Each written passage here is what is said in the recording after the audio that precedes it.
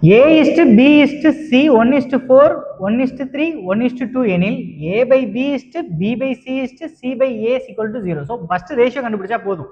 So A is equal to 1 by 4 னா என்னது 4A தானே, 4A is equal to 1. So 4A is equal to 1 க்கு போன தடவை நம்ம ஷார்ட்ஸ் போட்டுருக்கோம் கரெக்டா. ஸோ அப்போ ஆஸ் யூஸ்வல் நம்ம என்ன பண்ணுவோமோ அதையே பண்ணிக்க வேண்டியதான் சரியா. ஸோ அப்போ இன்ட்டு 12 கரெக்டா, ஏன்னா இதுக்கு மூணுக்குமே எல்சிஎம் என்னது 4 3 2, மூணுக்கும் எல்சிஎம் வந்து 12. ஸோ அப்போ 12னா 4 இன்ட்டு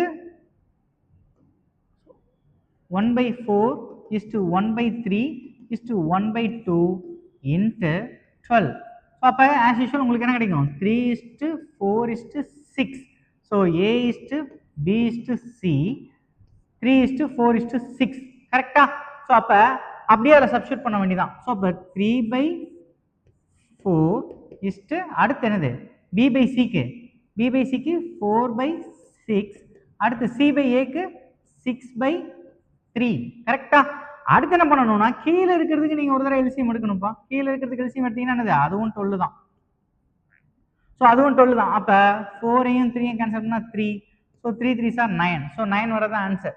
ஸோ அடுத்து 6ஐயும் 2ஐயும் கட்டினா 8. ஸோ 9 8, அடுத்து இது 3 தான் cancel 24. So answer C 9 is to 8 is to 24.